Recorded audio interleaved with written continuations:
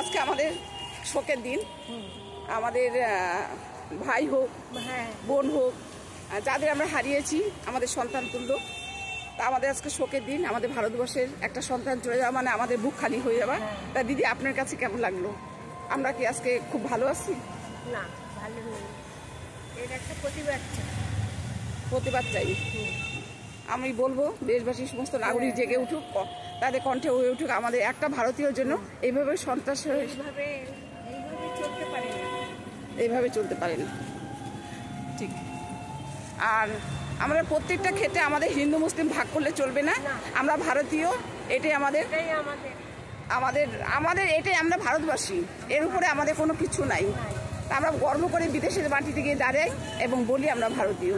আজকে আমাদের ভারতীয় বাইরের দেশ এসে, পাকিস্তান এসে আমাদের উপর আমাদের এইভাবে ভাই বোন, আমাদের সন্তান তুলো, তাদেরকে আমরা হারিয়ে ফেললাম। সদ্য বিবাহিত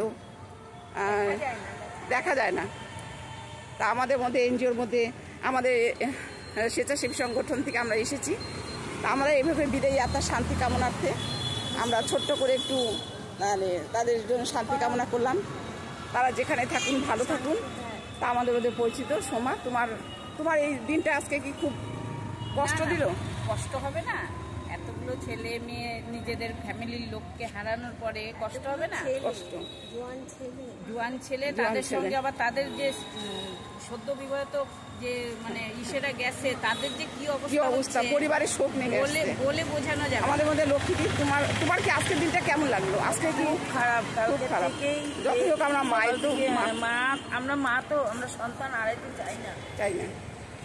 তা সত্যি আজকে আমাদের এই বিদায়ী আত্মা শান্তি কামনার জন্য বাঘাযতীন রবীন্দ্রনাথ বাঘাযতীন পার্কে এসেছি। মোমবাতি জ্বালিয়ে আমরা শান্তি কামনা করি। আমাদের ভাই বোন যাদেরকে আমরা হারিয়েছি, আমাদের ছোট্ট শিশু সেও এসে উপস্থিত। আজকে সন্তান ছোট্ট মেয়ে, ও এরকম বয়সী কোনো সন্তান তার বাবাকে হারিয়েছে, তার ভাইকে হারিয়েছে। এই জন্য আমি আমার বাচ্চাদেরও নিয়ে আসছি যে এইসব বাচ্চাদের কেমন লাগলো তাদের বাবা যখন তাদের মুখের সামনে চলে যায়। তা জেগে উঠুক ভারতবর্ষের সমস্ত কণ্ঠ, জেগে উঠুক, সাহসী কণ্ঠ হয়ে উঠুক। আমাদের ভারতবর্ষে একটা ভাই যেন আমরা না হারাতে হয়। আর ভবিষ্যতে আমাদের সরকারের কাছে এটি আবেদন, ভালো থাকুন, সুস্থ থাকুন।